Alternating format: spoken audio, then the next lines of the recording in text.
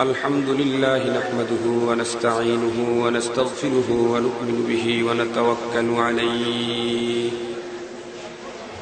ونعوذ بالله من شرور أنفسنا ومن سيئات أعمالنا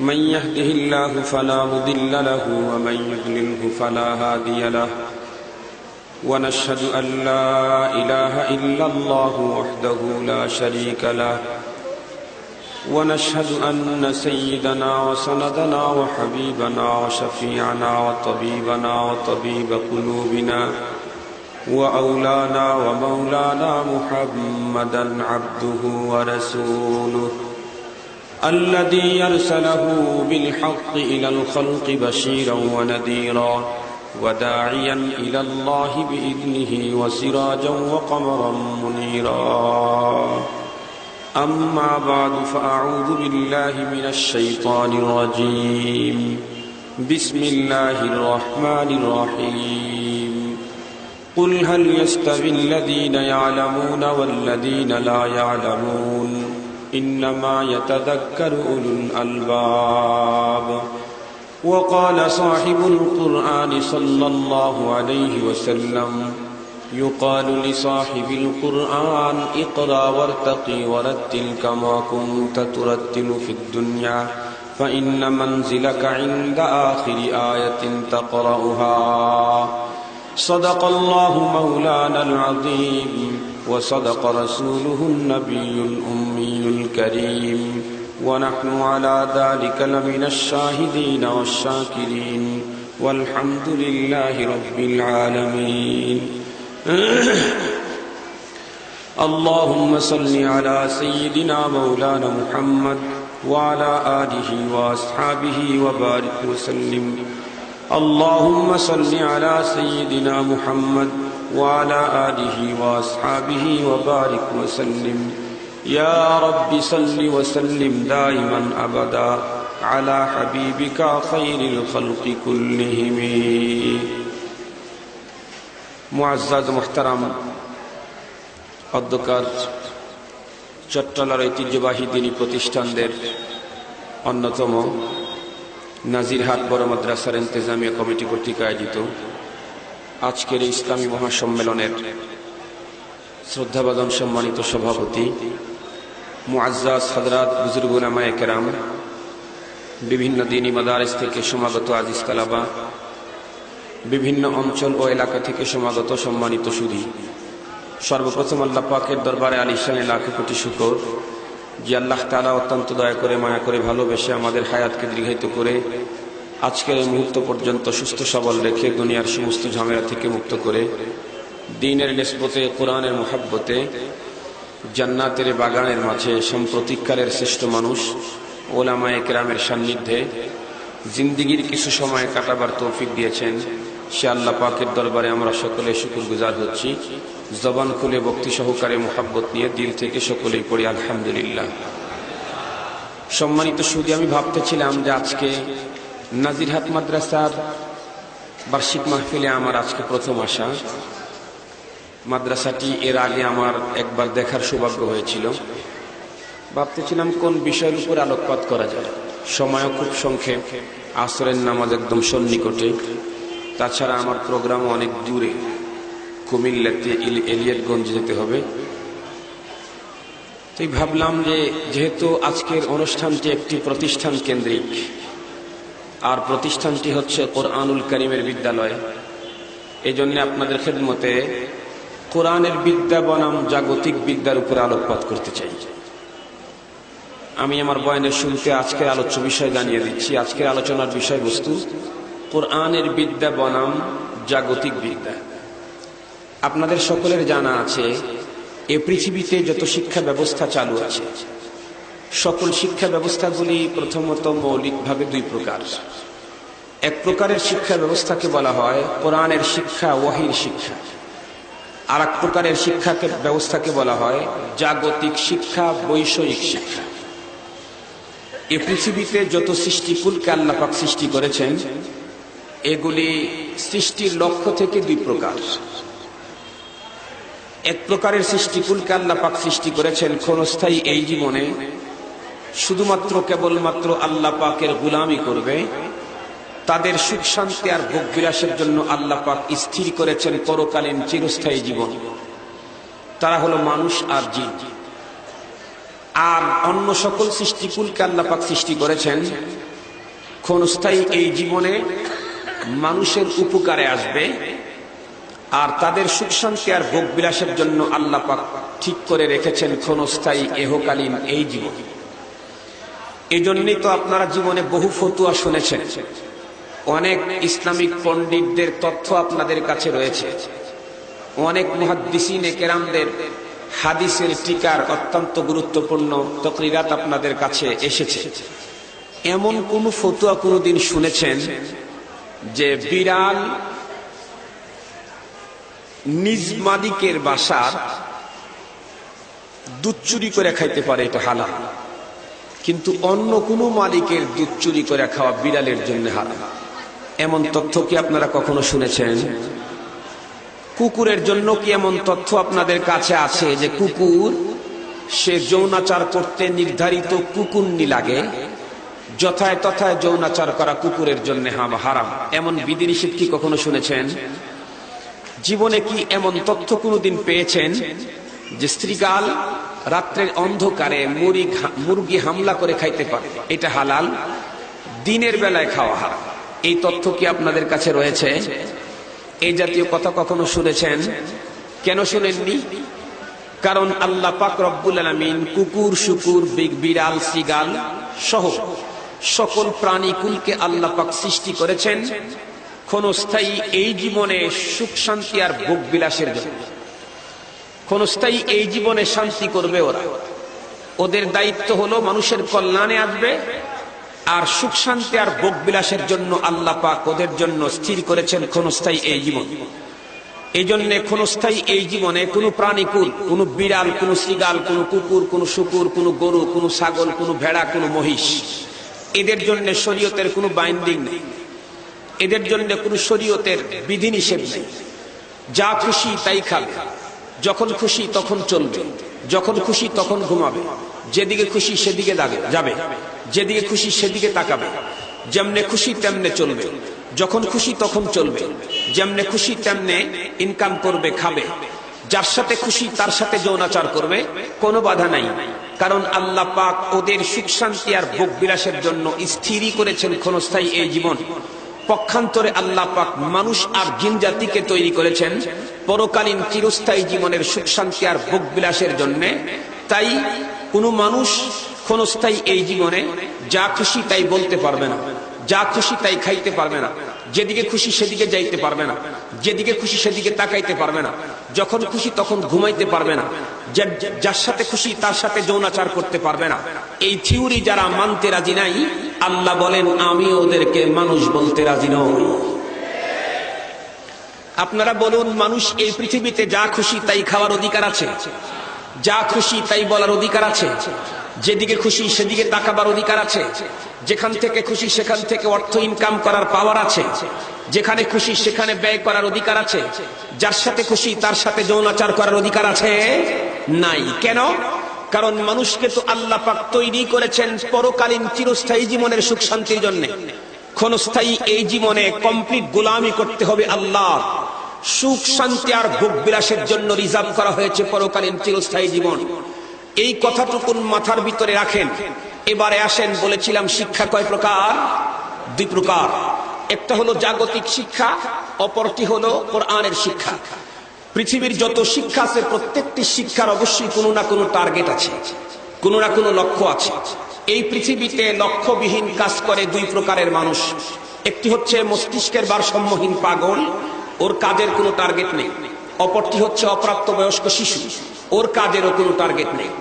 অপ্রাপ্তবয়স্ক শিশু আর মস্তিষ্কের ভারসাম্যহীন পাগল ছাড়া এই পৃথিবীতে টার্গেটবিহীন কাজ কেউ করে না। আজকের মাহফিলের ইন্তেজাম যারা করেছেন তাদেরও কোনো টার্গেট আছে, আমরা যারা বয়ান করতে এসেছি আমাদেরও কোনো লক্ষ্য আছে, যারা ইলেকট্রিসিটির ব্যবস্থা করেছে, ডেকোরেশন করেছে, তাদেরও কোনো না কোনো টার্গেট আছে। আপনারা যারা সামিঈন হযরত বয়ান শুনতে এসেছেন, শ্রোতা মণ্ডলী, আপনারাও টার্গেট বিহীন এসেছেন না টার্গেট নিয়েই এসেছেন? তাহলে পৃথিবীতে প্রত্যেকটি মানুষ যদি টার্গেট নিয়েই কাজ করে, তাহলে অবশ্যই যারা জাগতিক বিদ্যা অর্জন করে জগতের বিদ্যারও কোনো টার্গেট আছে, যারা কোরআনের বিদ্যা অর্জন করে তাদেরও কোনো টার্গেট আছে। খুব ভালো করে বুঝবেন, জাগতিক বিদ্যা অর্জনের টার্গেট হলো ক্ষণস্থায়ী জীবনের সুখ শান্তি আর ভোগবিলাস নিশ্চিত করা। পক্ষান্তরে কোরআনুল কারীমের বিদ্যার টার্গেট হলো পরকালীন চিরস্থায়ী জীবনের সুখ শান্তি আর ভোগবিলাস নিশ্চিত করা। যদি আপনারা বলেন হুজুর জাগতিক বিদ্যার টার্গেট ক্ষণস্থায়ী জীবনের সুখ শান্তি আর ভোগবিলাস কে বলেছে, তাহলে আমি আপনাদেরকে জিজ্ঞাসা করি, জাগতিক বিদ্যার বিদ্বান এখানে রয়েছেন। জাগতিক বিদ্যার শুরু প্রাইমারি থেকে শুরু করে, জিএসসি থেকে শুরু করে, এসএসসি থেকে শুরু করে, এইচএসসি থেকে শুরু করে, বিএ পাস থেকে শুরু করে, এমএ থেকে শুরু করে, এমফিল থেকে শুরু করে, বিসিএস ক্যাডার থেকে শুরু করে, এমবিবিএস থেকে শুরু করে, এফসিপিএস থেকে শুরু করে, বিশ্বের বর্তমান মেডিকেল সায়েন্সের সর্বোচ্চ ডিগ্রি এফআরসিএস করা পর্যন্ত তামাম পৃথিবীতে যত কোটি জাগতিক বিদ্যার বিদ্বানেরা রয়েছে, এদের প্রত্যেককেই যদি জিজ্ঞাসা করেন, পৃথিবীর একজন এফআরসিএস লোক এই কথা বলতে পারবে না যে আমি এফআরসিএস ডিগ্রি নিয়েছি এই কারণে এফআরসিএস এর ডিগ্রির পেপারস থাকলে পরকালে পিতামাতার মাথার ভিতরে নূরের মুকুট পড়ানো হবে, এই জন্য কেউ এফআরসিএস করে। যত এমবিবিএস আছে তাদেরকে যদি জিজ্ঞাসা করেন, কেউ কি বলতে পারবে যে আমি এমবিবিএস এর ডিগ্রি নিয়েছি এই কারণে এমবিবিএস এর ডিগ্রি থাকলে মরণের মুহূর্তে কালেমা নসিব হবে, এই জন্য কেউ এমবিবিএস পাশ করেছে? এই পৃথিবীতে যত লোক বিএ পাশ করেছে এদেরকে যদি জিজ্ঞাসা করেন তুমি কেন বিএ পাশ করেছো, একজন লোক কি বলতে পারবে বিএ পাশের ডিগ্রি নিয়েছে এই কারণে? বিএ পাশের সনদ থাকলে 10 জন মানুষকে পরকালে সুপারিশ করে জান্নাতে নেওয়ার অধিকার পাওয়া যায়, এই জন্য কেউ বিএ পাশ করে? বরং যত বিএ পাস এমএ পাস যত পাস বলেন, প্রত্যেকটি পাশের মূল টার্গেট হলো একটা, সেটি হচ্ছে কি এই সমস্ত জগতের বিদ্যা অর্জন করে জগতের ভিতরে কোনো কর্মসংস্থানের ব্যবস্থা হবে, এর মাধ্যমে জগতে সুখ শান্তিতে থাকা খাওয়ার ব্যবস্থা উন্মুক্ত হবে।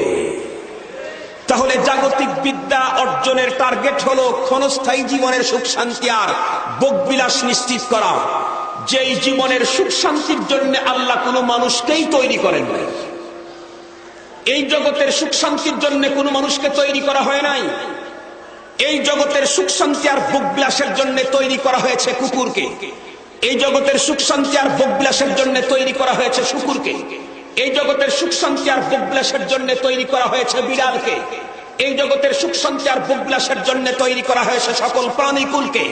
পক্ষান্তরে মানুষ সে তো পৃথিবীর সর্বসেরা, তাদেরকে ক্ষণস্থায়ী জীবনের সুখ শান্তি আর ভোগবিলাস নয়, তাদের জন্য রিজার্ভ রয়েছে পরকালীন চিরস্থায়ী জীবনের সুখ শান্তি আর ভোগবিলাস।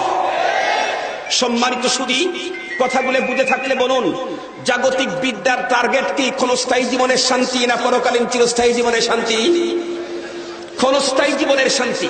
যেই ক্ষণস্থায়ী জীবনের শান্তির জন্য কোনো মানুষকে তৈরি করা হয় নাই, সেই বিদ্যা নিয়ে আজকে এত দাপট, সেই বিদ্যার পিছনে আজকে হাজার হাজার কোটি টাকা ব্যয়, সেই বিদ্যার বিদ্বানের আজকে কোরআন এবং হাদিসের বিদ্বানদেরকে নানা রকমের কটূক্তি করে সমাজের ভিতরে তাদেরকে কলঙ্কের দাগ বসাতে চায়।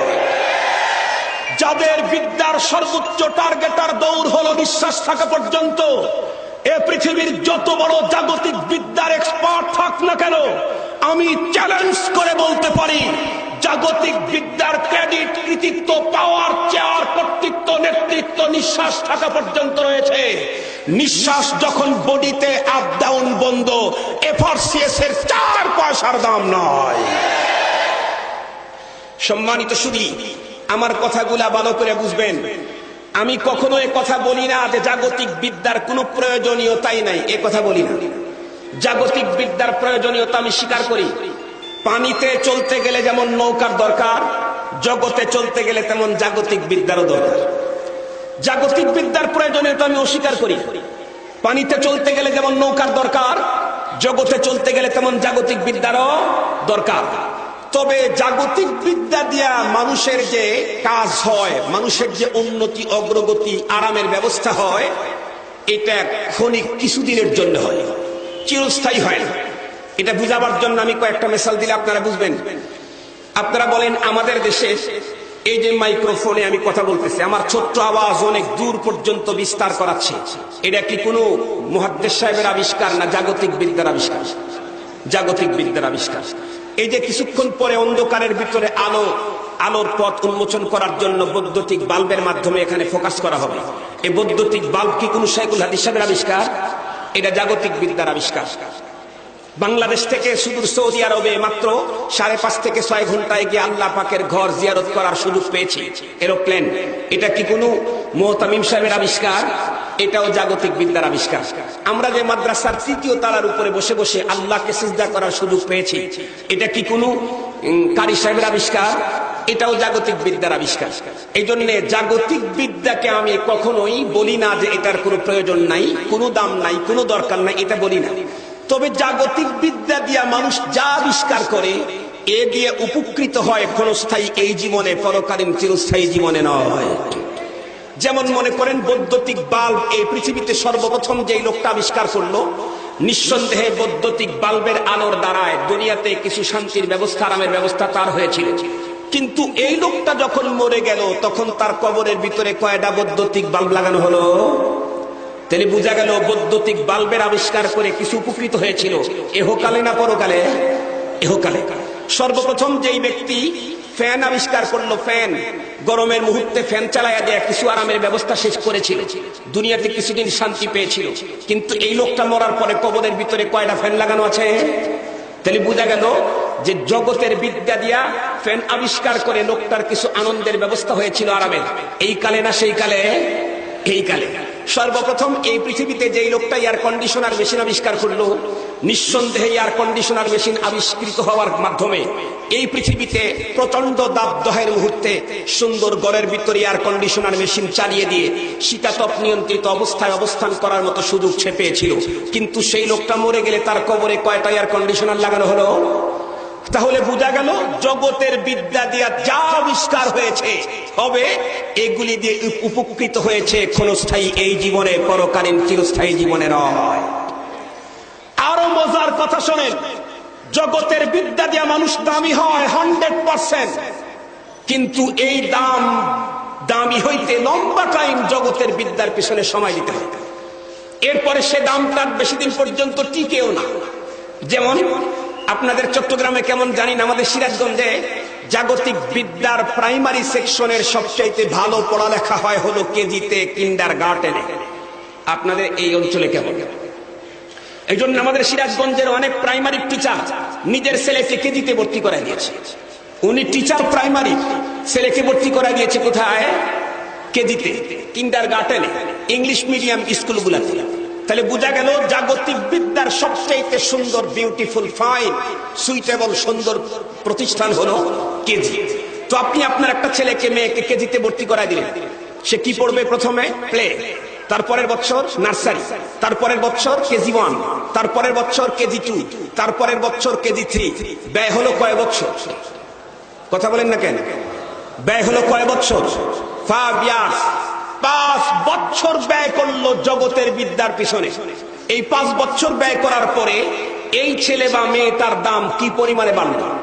এখন কি তাকে কোনো ব্যাংকের ম্যানেজমেন্টই দেওয়া যাবে? দোকানের ম্যানেজারি, গার্মেন্টসের চাকরি কিছুই হবে না। বরং এই বিদ্যা দিয়া জগতের ভিতরেই যদি দামি হইতে চাও, আরো কিছুদিন বিদ্যার পিছনে সময় লাগাও।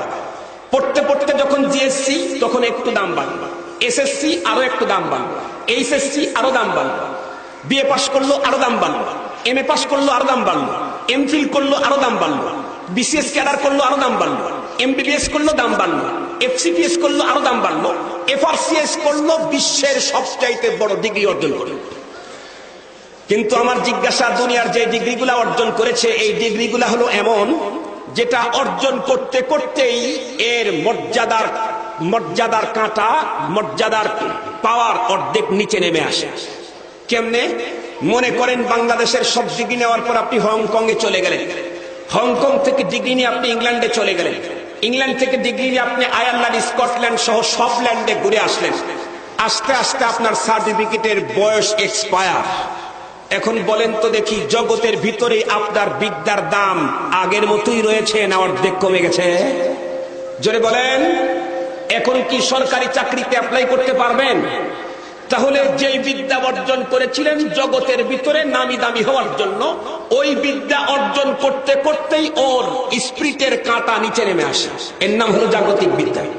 আপনি যদি বলেন হুজুর আমি এমন এক সাবজেক্ট নিয়েছি যেই সাবজেক্টে কখনো আমার ডেট এক্সপায়ার হয় না, যেমন আমি প্রকৌশলী হয়েছি, যেমন আমি স্বাস্থ্যবিজ্ঞান পড়েছি, মেডিকেল সায়েন্স পড়েছি, তাহলে তো আমি মৃত্যুর আগ মুহূর্ত পর্যন্ত প্ল্যান করে করে কোটি টাকা ইনকাম করতে পারবো, মৃত্যুর আগ মুহূর্ত পর্যন্ত প্রেসক্রিপশন করে করে কোটি টাকা ইনকাম করতে পারবো। আপনার সাথে আমি একমত। আপনি যেই বিদ্যা অর্জন করলেন, যেই বিদ্যায় মৃত্যুর আগ মুহূর্ত পর্যন্ত দাম রইল, কিন্তু আপনি বলেন নিঃশ্বাস যখন আপনার শরীর থেকে আপ ডাউন বন্ধ হলো, এখন কি পরিমাণে দাম রইল? বলেন না কেন?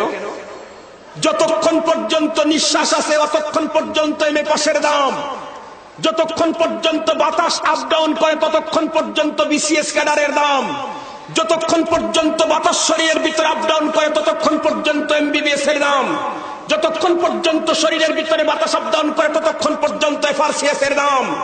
একজন গন্ড মূর্খ ইমানদার মরে গেলে তার যেই পরিমাণে দাম হয়, পৃথিবীর কোটি কোটি এফআরসিএস করা বেঈমানের দাম আল্লাহর কাছে 4 পয়সার নাই। সম্মানিত সুধী, এই হলো জগতের বিদ্যার খতিয়ান। এবারে আসুন কোরআনের বিদ্যার ব্যাপারটা। জগতের বিদ্যা সম্পর্কে তো হুজুর অনেক কিছুই বললেন, তো আপনাদের কোরআনের বিদ্যার অবস্থানটা একটু বলুন। আমি কোরআনের বিদ্যাটা বলার জন্যই বসেছি, জগতের বিদ্যাটা বলতাম না যদি জগতের বিদ্যাওয়ালারা আমাদেরকে নিয়ে বেশি কলম লেখালেখি না করত। তারা বেশি লেখালেখি করে, তারা বেশি বড় বড় কথা বলে, তাই তাদের শিক্ষাগত যোগ্যতার মূল আর মাথা দেখায়া দিলাম। মূল কোথায় আর তোমাদের আগার মাথা কোথায়? সম্মানিত সুধী, আরো মজার কথা শুনেন।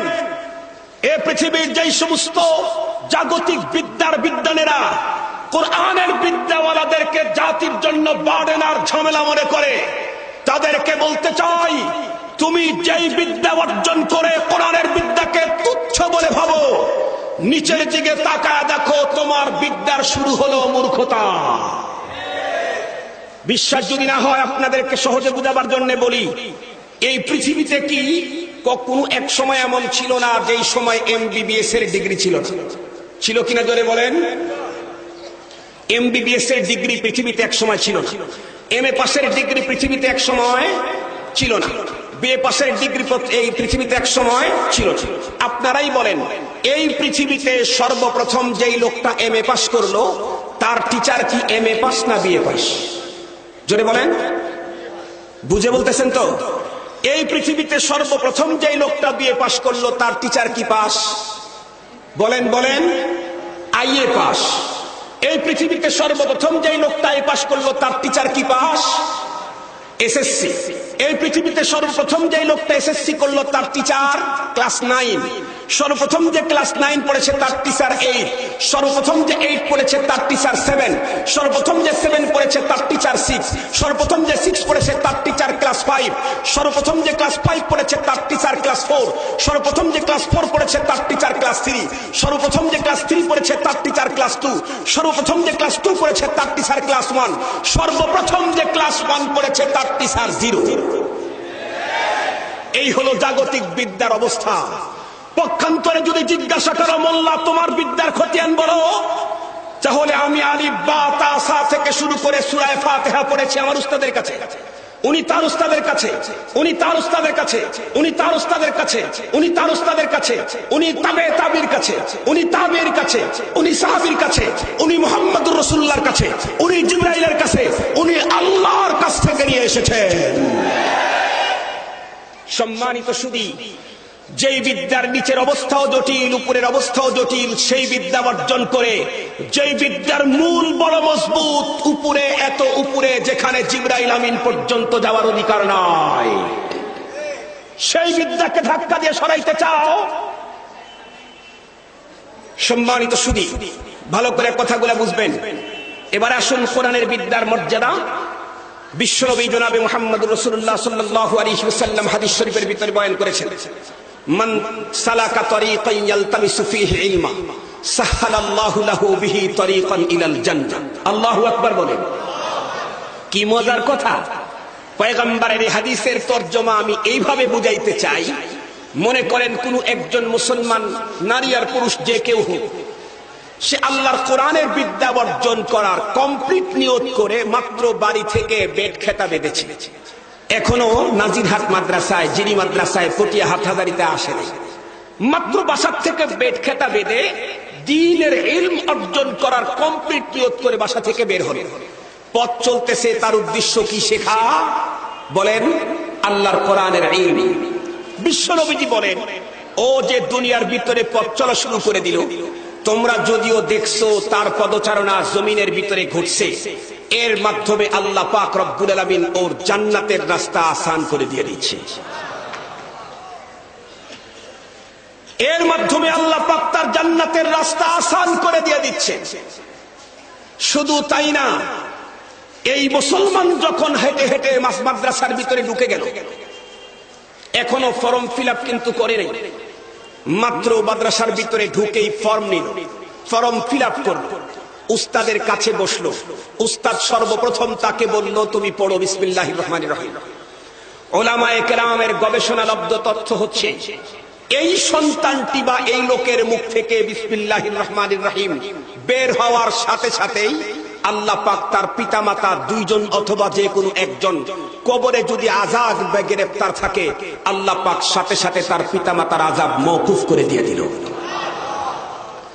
মর্যাদা বাড়তেছে না কমতেছে? আমি আগেই বলেছি, কোরআনের বিদ্যা অর্জনের টার্গেট ক্ষণস্থায়ী জীবনের শান্তি না পরকালীন চিরস্থায়ী জীবনের শান্তি? মাশাআল্লাহ, মনে রেখে চিরস্থায়ী পরকালীন জীবনে মর্যাদা বাড়া শুরু হয়ে গেছে। মুসলমান ভাইরা রে আমার, এরপরে ছেলেটি যখন আলিফ বা তা থা জিম এমনটি করে, বন্ধুরা আমার, বর্ণমালা শুধুমাত্র কেবলমাত্র পড়া শুরু করে দিল, তার মানে এখন সে কমপ্লিট তালেবে ইলম। ওর পদমর্যাদা আল্লাহ পাক রব্বুল আলামিনের দরবারে কি পরিমাণে বাড়লো! বিশ্ব নবীজি হাদিস শরীফের ভিতরে বয়ান করেন, ওয়া ইন্না মালাইকাতার রাহমাতি লাতাদাউ আজনিহাতাহা রিদান লিতালিবিল ইলম। আল্লাহু আকবার বলেন। বিশ্ব নবীজির এই হাদিসের তরজমা যথাযথ বুঝতে চাইলে একটা মিসাল বুঝতে হবে। আপনারা জানেন, বর্তমান বিশ্বের ভিতরে সবচাইতে বড় ক্ষমতাধর রাজ্যের নাম হলো আমেরিকা। বর্তমান বিশ্বের ভিতরে সবচাইতে বড় পাওয়ারফুল নেতার নাম হলো বারাক ওবামা। এই বারাক ওবামা যদি তার দেশ থেকে আমাদের বাংলাদেশে আসতে চায়, অবশ্যই বন্ধুরা আমার আন্তর্জাতিক এয়ারপোর্টের ভিতরে আসবে। আপনারা যারা ইন্টারন্যাশনাল এয়ারওয়েজ অথবা ডোমেস্টিক এয়ারওয়েজে যারা চলাফেরা করেছেন, তারা জানেন বিমানবন্দরের ভিতরে দুই রকমের টার্মিনাল আর দুই রকমের পথ থাকে। একটা হলো ভিআইপি টার্মিনাল, ভিআইপি রাস্তা, আর একটা হলো বন্ধুরা আমার লোকাল টার্মিনাল, লোকাল রাস্তা। আমি আপনাদেরকে জিজ্ঞাসা করি, আমেরিকার প্রেসিডেন্ট বারাক ওবামা যদি দেশের ভিতরে আসে, তাহলে কি লোকাল টার্মিনালে নেমে লোকাল রাস্তা দিয়ে যাওয়া আসা করবে না ভিআইপিতে? শুধুমাত্র কেবলমাত্র ভিআইপিতেই নামবে তাই না, বরং বারাক ওবামার আগমনের খবর যদি দেশের প্রেসিডেন্ট প্রাইম মিনিস্টার পায়, নিঃসন্দেহে প্রেসিডেন্ট আর প্রাইম মিনিস্টার তাদের কার্যালয়কে ছেড়ে দিয়ে বন্ধুরা আমার এয়ারপোর্ট পর্যন্ত তাকে রিসিপশন করার জন্য যাবে। শুধু নরমাল কোন রিসিপশন তাকে করবে না, বরং লাল গালিচার সংবর্ধনা তাকে দিবে, ফুলের শুভেচ্ছা তাকে জ্ঞাপন করা হবে, হৃদয় নিংড়ানো উষ্ণ অভিনন্দন তাকে জ্ঞাপন করা হবে। আমার জিজ্ঞাসা আপনাদের কাছে, এই যে বারাক ওবামার পায়ের নিচে বন্ধুরা আমার লাল গালিচার সংবর্ধনা দিয়ে দিল, এই সংবর্ধনাটি একদম এয়ারপোর্ট থেকে শুরু করে সরকারি মেহমানাগার পর্যন্ত পুরা রোডের ভিতরে দেওয়া হবে। মুসলমান ভাইরা রে আমার, এয়ারপোর্ট থেকে শুরু করে সরকারি মেহমানাগার পর্যন্ত পুরা রাস্তার ভিতরে লাল গালিচার সংবর্ধনা দেওয়া হয় না, অল্প কিছু রাস্তার ভিতরে লাল গালিচার সংবর্ধনা দেওয়া হয়। পক্ষান্তরে পয়গম্বরে খোদা বর্ণনা করেন, যেই সমস্ত মানুষগুলি আল্লাহ পাকের কোরআনের ইলম অন্বেষণ করতে গিয়ে তালেবে ইলমের খাতার ভিতরে নাম লেখা দিল, ওর মর্যাদা কি পরিমাণে বাড়লো! আল্লাহ পাকের পয়গম্বর বলেন, ওই তালেবে ইলমকে মর্যাদা দেওয়ার জন্য, রিসিপশন করার জন্য স্বয়ং আল্লাহ পাক রব্বুল আলামিন নূরের তৈরি রহমতের ফেরেশতাদের পরের সংবর্ধনা দিয়া দেয়। মুসলমান ভাইরা আমার, বারাক ওবামাকে রিসিপশন করেছে দেশের সরকার, কোরআনওয়ালাকে রিসিপশন করে আসমান জমিনের মালিক আল্লাহ। বারাক ওবামার পায়ের নিচে দেওয়া হয় বন্ধুরা আমার লাল গালিচার সংবর্ধনা, কোরআন বলার পায়ের নিচে দেওয়া হয় রহমতের ফেরেশতাদের পরের সংবর্ধনা।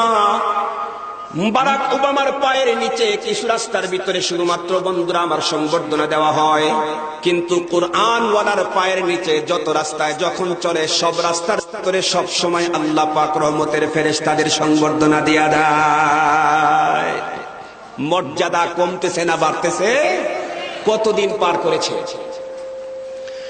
এরপরে ছেলেটি যখন আলিফ বা তা সা বর্ণমালা কমপ্লিট করে ফেললো, আস্তে আস্তে করে ছেলেটি যখন নারেজ নাজেরা বিভাগে ইন করলো, এখন সে দেখে দেখে আল্লাহর কালাম পড়তে পারে, তরজমা কিছুই বুঝে না। বিশ্বনবীজি বলেন এই মুহূর্তের ভিতরে আল্লাহ পাক তার মর্যাদা আরো বাড়ায় দিল।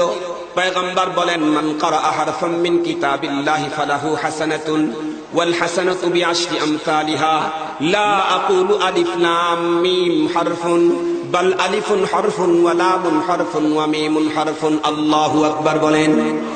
বিশ্বনবীজি বলেছেন এই ছেলেটি যখন আলিফ বা তা সা বর্ণমালা কমপ্লিট করে যখন নাদেরা বিভাগে ঢুকে গেল, কোরআনে কারীম শুধুমাত্র কেবলমাত্র দেখে দেখে পড়ার মতো যোগ্যতা অর্জন করেছে। এখন পর্যন্ত তরজমা ব্যাখ্যা কিছুই বুঝে না। এরপরেও তার মর্যাদা কেমন? পয়গম্বর বলেন ও কোরআনুল কারীমের যতগুলি অক্ষর পড়বে প্রত্যেকটি অক্ষরের বিনিময়ে আল্লাহ পাক একটা হাসানা দান করেন। এক হাসানা সমান 10 নেকি। নবীজি আবার খুলে বলতেছেন আমি কখনোই বলি না আলিফ লাম মিম তিনটা মিলে এক অক্ষর, বরং আলিফ একটা অক্ষর, লাম একটা অক্ষর আর মিম একটা অক্ষর। কোন ব্যক্তি যদি আলিফ লাম মিম তেলাওয়াত করে আল্লাহ পাক রব্বুল আমিন তার আমলনামার ভিতরে 30 নেকি লেখা দেয়। সুবহানাল্লাহি ওয়া বিহামদিহি সুবহানাল্লাহিল আযীম। আপনারা বলুন এই 30 নেকি পাইতে কি কোরআনের তরজমা বোঝা শর্ত? আরো জোরে বলেন। কোরআনুল কারীমের তরজমা বোঝা শর্ত। ফাজাইলে হুফাজুল কোরআন এক কিতাব আছে, সেখানে তো লেখছেন কোরআনুল কারীমের তেলাওয়াত 2 প্রকার, একটা হলো শুদ্ধ আর একটা হলো বিশুদ্ধ। শুদ্ধ আর বিশুদ্ধর তরজমা আপনারা কি বুঝেন? আপনারা আমাদের চাইতে বাংলা বেশি পড়েছেন। আমি তো জিন্দেগিতেও কোনোদিন স্কুলে কখনো পড়ি নাই, সরকারি মাদ্রাসার বারান্দাতেও পড়া দেয়নি পড়তে গিয়ে। সুতরাং বাংলা ভাষা আমার অজ্ঞতা স্বাভাবিক, আমি না জানাটাই স্বাভাবিক। আমি বাংলা পড়ি নাই, তবে আরবি পড়েছি। আরবিতে একটা উসুল পড়েছি, কাসরাতুল মাবানি তাদুল্লু আলা কাসরাতিল মাআনি। অক্ষর বেশি হইলে অর্থ বেশি হয়।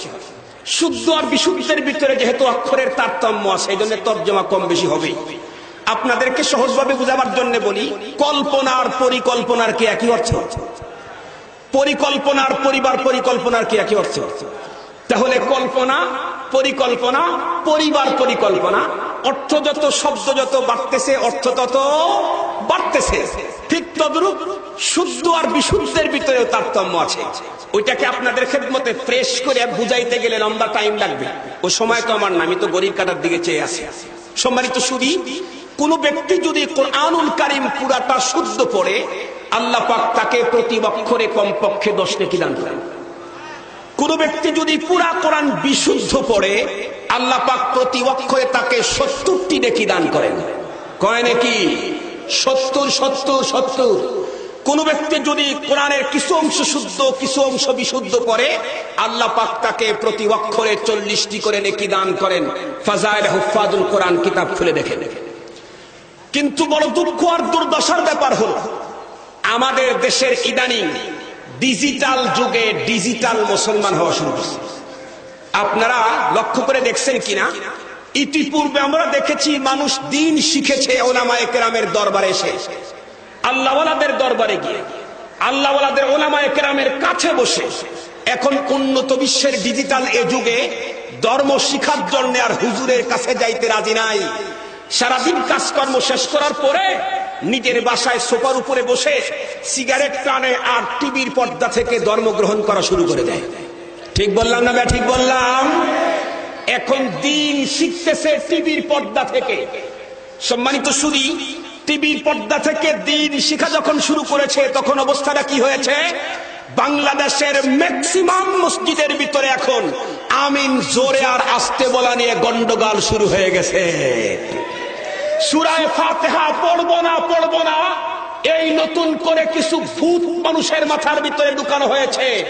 আর এর সবচাইতে বড় প্রচার মাধ্যম হলো মিডিয়া আর টিভির পর্দা। টিভির পর্দা থেকে এখন ফতুয়া ভেসে আসতেছে। এদেশের সহজলভ্য মুসলমান যারা দ্বীন শিখতে চায় স্বাভাবিক কায়দায়, তারা আলেমের কাছ থেকে গিয়া জটিলতার ধর্ম শিখার পরিবর্তে টিভির পর্দা থেকে যখন দ্বীন শিখা শুরু করে দিয়েছে, তখনই ধর্মের ভিতরে জটিলতার সৃষ্টি হয়েছে, সমাজের ভিতরে ভাঙ্গন সৃষ্টি হয়েছে, মুসল্লিদের ভিতরে ডিভাইডিং সৃষ্টি হয়েছে। মসজিদে একই মসজিদের ভিতরে দুই ইমামের মাধ্যমে দুইবার নামাজ পড়ার ফতোয়া চাওয়া হচ্ছে, ঠিক না বেঠে? সেই টিভি থেকে এখন ফতোয়া বেশে আসে কি কোরআনুল কারীম নাকি না বুঝিয়া পড়লে কোনো নেকি নেই। বাংলাদেশের অনেক মুফাসসির এসেছে যাদের নামের শুরুতে আর শেষে তাদের ডিগ্রি লিখতে লিখতে কলমের কালি ফুরায়া যায়, নাম খুঁজে পাওয়া কঠিন। এত বড় ডিগ্রি নিয়ে এসে সে তার চটকদার ডিগ্রি আর বিশাল নাম পেশ করে মানুষের মাঝে বিভ্রান্তি ছড়াচ্ছে।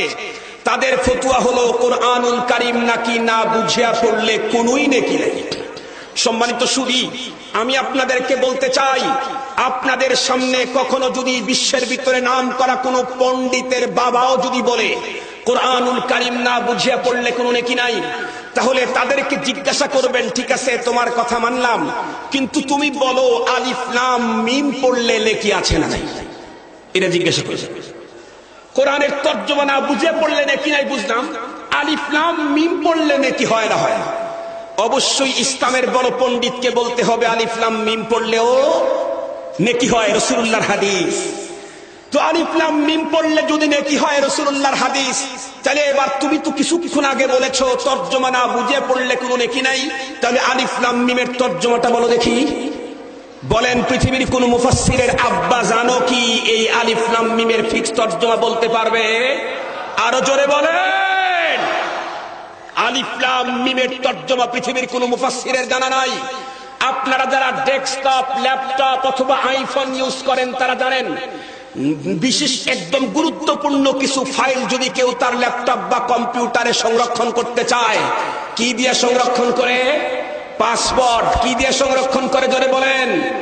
পাসওয়ার্ড দিয়ে গোপন ফাইলকে সংরক্ষণ করা হয়। যেই লোক পাসওয়ার্ড দিয়ে তার কম্পিউটারে ফাইল সংরক্ষণ করেছে, ওই লোক সারা কম্পিউটারের আবিষ্কারকও সেই ফাইল বের করতে পারে না।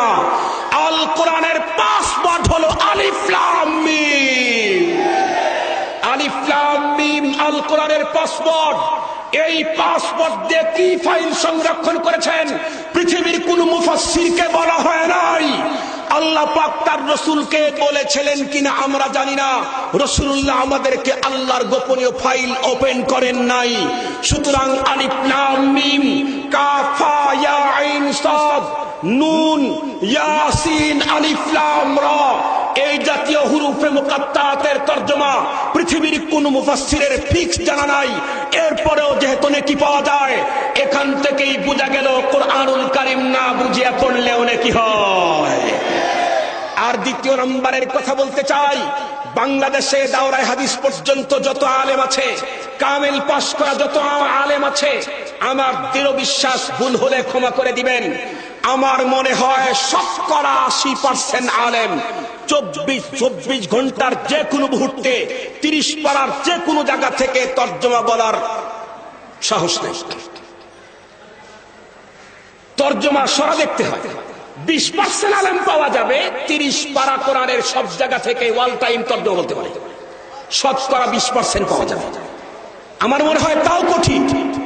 আমারে জিজ্ঞেস করলে আমি ফেল করব, এ গ্রেড নিয়ে ফেল করব, শুধু ফেল না। তাহলে আমি দাওরায়ে হাদিস পাস করার পরে 18 বছর পর্যন্ত কোরআনের তাফসীর পড়ানোর পরেও যদি 30 পারা কোরআনের সব জায়গার তর্জমা সব মুহূর্তে বলতে না পারি, কোরআনুল কারীমের সব জায়গা থেকে যে কোনো মুহূর্তে তেলাওয়াত করলে তাহলে কি আমার নেকি পাওয়ার উপায় নাই? আরো জোরে বলেন। আমার তো মনে হয় যেই সমস্ত মুফাসসিররা টিভির পর্দা থেকে ফতোয়া জারি করে, যারা তাফসীরুল কোরআন মাহফিলে এসে কোরআন না বুঝিয়ে পড়লে কোনো নেকি নাই বলে ওদেরকে বেশি পরীক্ষা করতে হবে না। 29-30 নাম্বার পারার 2 থেকে 3 জায়গায় টেস্ট করলে দেখা যাবে গোল্ডেন A+ ফেল করেছে।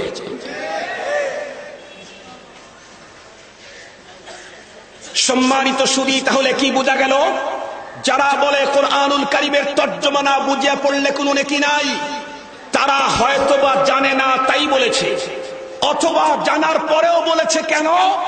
তারা মুসলমানদের কোন শত্রুর খপ্পরে পড়েছে, তাদের বড় ধরনের অফারের কারণে তাদের মুখ থেকে এই শব্দ বের করে এদেশের লক্ষ লক্ষ মুসলমানদেরকে কোরআন থেকে দূরে সরাইতে চায়। আমার বাংলাদেশে যারা কোরআন তেলাওয়াত করে শতকরা কমপক্ষে 80% মানুষের কোরআনের তর্জমা জানা নাই, না জেনেই পড়ে। সম্মানিত সুধী, কোরআন শরীফের তেলাওয়াতের শুদ্ধতা পর্যন্ত দেশের মুসলমানদের নাই। যে দেশের মুসলমান কোরআনের শুধুমাত্র ইবারত পড়তেই শিখে না, সেই দেশের মুসলমানদের কাছে যদি আবার এই ফতোয়া দেওয়া হয় কোরআন না বুঝিয়া পড়লে কোনো নেকি নাই, তাহলে নিঃসন্দেহে কোরআন তারা স্পেশাল তাদের পকেটেই ঢুকাইতে চায়, জনগণকে কোরআন দিতে চায় না। ঠিক বললাম না বে ঠিক বললাম? এই জন্য এই জাতীয় ফতোয়া থেকে আপনাদেরকে সাবধানতা অবলম্বন করতে হবে। আপনাদেরকে একটা মিসাল দিতে চাই। বলতে পারেন হুজুর তাহলে কি টিভির কোনো ফতোয়াই মানা যাবে না? মানা যাবে, অবশ্যই মানা যাবে। তবে একটা কথা জেনে রাখেন, আমাদের দেশে আপনারা যারা মুরব্বী আছেন তারা আপনারা সয়াবিন তেল খান কতদিন হয়? 100 বছর আগে থেকে। সয়াবিন তেলের আবিষ্কার তো অল্প কিছুদিন আগে। এর আগের থেকে মানুষ খাইতো সরষের তেল। আপনার দাদাও খেয়েছে, তার বাবাও খেয়েছে। সরষের তেল তৈরি করার সিস্টেম হলো দুইটা। একটা হলো ওল্ড পদ্ধতি, পুরাতন সেই সিস্টেম, কাঠের তৈরি ঘানি, এখান থেকে সরষের তেল তৈরি হয়। আর একটা হলো ডিজিটাল অত্যাধুনিক মেশিনে উন্নত মানের পদ্ধতি, এখান থেকেও সরষের তেল হয়। উন্নত মানের লেটেস্ট আবিষ্কৃত সরষের তেল বের করার যে মেশিন আছে, এই মেশিন থেকে যদি 100% 1 নম্বরের খাঁটি সরষের তেলও বের করেন, তার দাম যদি হয় প্রতি কেজি 300। কাঠের ঘানিতে তৈরি করা খাঁটি সরষের তেলের দাম হয় প্রতি কেজি 600। ঠিক বলেছি না বে ঠিক বলেছি? না আপনারা খান না, জানেন না মনে হয়। আপনারা কি সরষের তেল খান? জানেন? অরিজিনাল তেল যেটা মেশিন থেকে বেরিয়েছে তার দাম যদি হয় 300, যেটা পূর্বের পদ্ধতিতে কাঠের ঘানিতে তৈরি করা হয়েছে তার দাম 600। অরিজিনাল সেই মুহাম্মদুর রাসূলুল্লাহ জামানা থেকে, সিদ্দিক আকবরের জামানা থেকে, ফারুক আজমের জামানা থেকে, তাবেঈনদের জামানা থেকে, তাবেঈনদের জামানা থেকে, আইম্মায়ে মুজতাহিদিনদের জামানা থেকে, সলফে সালেহিনদের জামানা থেকে, উলামায়ে দেওবন্দ আকাবের ওয়াসতাফের জামানা থেকে আজ পর্যন্ত ধর্ম শিক্ষার যে পদ্ধতি আছে, উলামায়ে কেরামের দরবারে উপস্থিত হয়ে দ্বীন শিক্ষা করা, এই পদ্ধতিতে যারা দ্বীন শেখে আর যারা ডিজিটাল পদ্ধতিতে পৃথিবীর পর্দায় যারা দ্বীন থেকে, ওই পদ্ধতির চাইতে ওল্ড আর পুরাতন পদ্ধতির দাম 600 গুণে বেশি হবে অবশ্যই আল্লাহর কাছে। সম্মানিত সুধী, এই জন্যে আমি আপনাদেরকে বলতে চাই, ওই পদ্ধতিতে ধর্ম শিখতে গিয়া কোনো বিভ্রান্তির জালে ফাঁসার শিকার থেকে আপনাকে হেফাজত করতে হবে। আমি বলতেছিলাম কোরআনুল কারীম মাত্র আলিফ বা তা সা পড়ে নাজেরা পড়া শুরু করেছে, মর্যাদা বাড়ছে না বাড়ে নাই? আর 5 মিনিট উঠাউঠি করেন না, 5 মিনিট আর একটা তথ্য আপনাদের খেদমতে বলবো। এরপরে যখন ছেলেটি নাজেরা বিভাগ থেকে উত্তীর্ণ হয়ে হেফজখানায় চলে গেল, হাফেজে কোরআন হলো। হাফেজে কোরআন হইতে কতদিন লাগে? হাফেজে কোরআন হইতে কতদিন লাগে? সর্বোচ্চ স্বাভাবিকভাবে হলো 4 বছর টোটাল। অতিক্রমও করে খুব কম, তবে এর চাইতে অল্প সময়েও হাফেজে কোরআন হয়। যেমন আমি 2008 সালে উত্তরবঙ্গের একটা মাদ্রাসা আছে, সেই মাদ্রাসায় এই বছর এক মাদ্রাসায় গিয়েছিলাম, মঙ্গলবাড়ি কুষ্টিয়া মাদ্রাসা, দাওরা হাদিস মাদ্রাসা। তো সেইখানে এক ছেলের মাথার ভিতরে এক ছেলেকে পুরস্কার দিলাম। হুজুর আমাকে বললেন, হুজুর এই ছেলেটা মাত্র 8 মাসে 30 পারা কোরআনের হাফেজ হয়েছে। উত্তরবঙ্গের কুড়িগ্রাম ডিস্ট্রিক্টের ধল্লা সেতুর ওপারে নাগেশ্বরী কওমি মাদ্রাসায় 2008 সালে হজ ব্রত পালন করার আগে 12 থেকে 14 জন ছেলের মাথার ভিতরে পাগড়ি পরানের পালা। একজন ছেলেকে নিয়ে আসা হলো, এত ছোট আমি দাঁড়ানো অবস্থায় তার মাথা নাগাল পাচ্ছি না। আমাকে রুকু করতে হচ্ছে আর মাথায় পাগড়ি পরাইতে গিয়ে। তো আমি কৌতূহলী জিজ্ঞাসা করলাম, হুজুর এই ছেলেকে পাগড়ি পরাইতে নিয়ে আসছেন, ও তো লুঙ্গি পরাই শিখে নাই। হুজুর বলে আসলেই লুঙ্গি পরা শিখে নাই। তা আমি বললাম তারপরে পাগড়ি পরাইতে নিয়ে আসছেন? হুজুর তখন চোখের পানি ছেড়ে কেঁদে বলে, হুজুর যদিও লুঙ্গি পরা শিখে নাই, কিন্তু ছেলেকে 30 পারা কোরআনের যে কোনো জায়গা থেকে জিজ্ঞাসা করবেন, একেবারে লোকমা ছাড়া আপনাকে 30 পারা কোরআন শোনায় দিবে। আমি জিজ্ঞাসা করলাম কতদিন লেগেছে, ও এত তাড়াতাড়ি কেমনে মুখস্থ করলো? হুজুর আমাকে ইনফরমেশন করলেন মাত্র 75 দিনে 30 পারা কোরআন হেফজ করেছে। কয়দিন? আইম্মায়ে মুস্তাহিদিনদের একজনের নাম কিতাবের ভিতরে এসেছে। উনি ছোট্টবেলায় আরেক ইমাম, বড় ইমামের কাছে পড়তে গেছে, গিয়ে বললেন, হুজুর আমি আপনার শাগির্দ হতে চাই। হুজুর বললেন, আমার শাগির্দ হওয়ার জন্য একটা শর্ত, সেটা হলো হাফিজে কোরআন হতে হবে।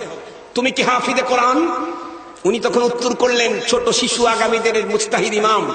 উনি বললেন, হুজুর আমি এখনো কোরআন হিফজ করি নাই। হুজুর বললেন, তাহলে আমি তোমাকে আমার শাগির্দ বানাইতে পারবো না। অত্যন্ত রিকোয়েস্ট করার পরে হুজুর যখন তাকে শাগির্দ বানালেনই না, নিরুপায় হয়ে চলে গেল। মাত্র 7 দিন পরে আবার ঘুরে এসেছে। এসে ইমাম সাহেবকে বলতেছেন, হুজুর আমারে ভর্তি করায় নেন।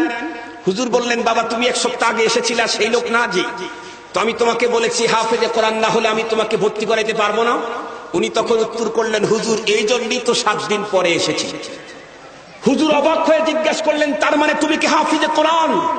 ছোট্ট ছেলেটি তখন দীপ্ত শপথ গ্রহণ করে বলে, হুজুর বিশ্বাস যদি না হয় তাহলে টেস্ট করে নেন, বিশ্বাস যদি না হয় টেস্ট করে দেন। জিজ্ঞাসা করা হলো কি করে সম্ভব? উনি উত্তর করলেন, আমি তো 100% আজম করেছি আপনার ছাত্রই আমি হব। আপনি যেহেতু হাফেজে কোরআন ছাড়া আমাকে শাগরিদের মর্যাদা দিবেন না, তাই আমি এখান থেকে চলে গিয়ে আল্লাহর ঘর আমার বাসস্থান করেছিলাম। শুধু খাওয়া দাওয়ার পেশাব পায়খানা ছাড়া 1 মিনিটের জন্য আমার 2 চোখকে লাগাই নাই। 7 দিন পর্যন্ত আল্লাহ পাকের কুদরতের পায়ে সেজদা দিয়ে কেঁদে কেটে আল্লাহর কোরআন তেলাওয়াতের কারণে আজকে আল্লাহ পাক আমার বক্ষে 30 পারা কোরআনকে ঢুকাইয়া দিয়েছে। মুসলমান ভাইরা রে আমার, তাহলে একজন ছেলে হাফেজে কোরআন হইতে 7 দিন অথবা 75 দিন বা 8 মাস বা 13 মাস বা 3 বছর 4 বছর পর্যন্ত যাই সময় লাগলো, এই সময় পর্যন্ত কোরআনুল কারীমের বিদ্যার পিছনে সময় লাগাবার পর তার মর্যাদা কি পরিমাণে বাড়লো। আল্লাহর পয়গম্বর বলেন, মান ক্বারাআল কুরআনা ফাস্তাজহারাহু আহাল্লা হালালাহু ওয়া হাররামা হারামাহু আদখালাহুল্লাহুল জান্নাহ ওয়া শাফাহু ফি আশরাতিন মিন আহলি বাইতিহি কুল্লুহুম ক্বাদ ওয়াজাবাত লাহুন নার। মুসলমান ভাইরা রে আমার, যেই ছেলেটি কোরআনের বিদ্যা অর্জন করতে এসে মাত্র 4 বছরে বা 3 বছরে বা 75 দিনে আল্লাহ পাকের কোরআন হেফজ করে নিল, তার মর্যাদা কি পরিমাণে বাড়লো। বিশ্ব নবীজি বলেন, এখন যদি এই ছেলেটা পরবর্তী জীবনটা কোরআনের দিক নির্দেশনায় কাটাইতে পারে, তাহলে ওর দাম এমন বাড়লো, ও তো আল্লাহ পাকের জান্নাতে যাবে। ওর গরু গোষ্ঠীর ভিতরে 10 জন জাহান্নামের উপযুক্ত মানুষদেরকে সুপারিশ করে জান্নাতে নেওয়ার অধিকার আল্লাহ পাক দান করে দিল। মুসলমান ভাইরা আমার, আপনাদের মনে আছে কিনা, জগতের বিদ্যা অর্জন করতে কেজি 3 পর্যন্ত 5 বছর ব্যয় করার পরেও জগতের ভিতরেই তেমন কোনো মর্যাদা বাড়ে নাই। পক্ষান্তরে কোরআনুল কারীমের বিদ্যা অর্জন করার জন্য শুধুমাত্র কেবলমাত্র ঘর থেকে বের হয়েছে তখন থেকে মর্যাদা বাড়া শুরু। এরপরে মাদ্রাসার ভিতরে ঢুকে বিসমিল্লাহ পড়েছে, আরেক গুণে মর্যাদা বেড়ে গেল। এরপরে আলিফ বা তা সা পড়ে রীতিমতো তালেব ইলম হলো, মর্যাদা আরো বেড়ে গেল। এরপরে নাজেরা বিভাগে ঢুকলো, মর্যাদা আরো বাড়লো। এরপরে মাত্র 3 বছর 4 বছরের ব্যবধানে যখন হাফেজে কোরআন হয়ে গেল, তার মর্যাদা এমন বাড়লো, সে তো জান্নাতে যাবে, আরো 10 জন জাহান্নামের উপযুক্ত মানুষকে জান্নাতে নেওয়ার পাওয়ার পেয়ে গেল। ও মুসলমান, তারপরে ছেলেটি যখন হিফজ বিভাগ থেকে উত্তীর্ণ হয়ে কিতাব বিভাগে ঢুকলো, বন্ধুরা আমার, কোরআনের তরজমাও বুঝলো, কোরআনের তাফসীরও বুঝলো। এরপরে থেকে মর্যাদা কি পরিমাণে বাড়লো বলার সুযোগ আমার নাই। তবে এতক্ষণ পর্যন্ত যা আলোচনা করেছি এতটুকুন থেকে আপনারা বলুন, জগতের বিদ্যার আলোচনাও শুনলেন, কোরআনের বিদ্যার আলোচনাও শুনলেন। এখন আপনারাই আমাকে রিপোর্ট করেন, কোরআনের বিদ্যার জগতের বিদ্যা কি কোনোদিন সমান হতে পারে? আল্লাহ পাক তাই বলেছেন, কুল হাল ইয়াস্তাবিল্লাযীনা ইয়ালামুনা ওয়াল্লাযীনা লা ইয়ালামুন ইন্নামা ইয়াতাযাক্কারু উলুল আলবাব। ও ওগো রাসূল আপনি বলেন যারা কোরআনের বিদ্যা অর্জন করলো আর যারা কোরআনের বিদ্যা অর্জন করলো না তারা কি সমান হতে পারে? কখনোই না। তবে এই কথাগুলো সব মানুষের বুঝে আসবে না। ওই সমস্ত মানুষের বোধগম্য হবে, মস্তিষ্কের ভিতরে ঢুকবে যাদের মস্তিষ্কের ভিতরে আল্লাহ পাক রব্বুল আমিন বুঝার মতো যোগ্যতা দান করেছেন। যাদের মাথার ভিতরে বন্ধুরা আমার কিছু আছে, যাদের মস্তিষ্কের ভিতরে কিছু নাই, ওয়াগার সদবা বেহকমত পেশে না দা বাখানি আয়াদাস বাজি চাদর গোশ, তাহলে 30 পারা কোরআনও তাদের সামনে পেশ করলে তাদের কিছুই মনে হয় না। আল্লাহ তাআলা আমাদেরকে হাকিকত বুঝার তৌফিক দান করুক। ওয়া আখিরু দাওয়ানা আলহামদুলিল্লাহি রাব্বিল আলামিন। আসসালামু আলাইকুম।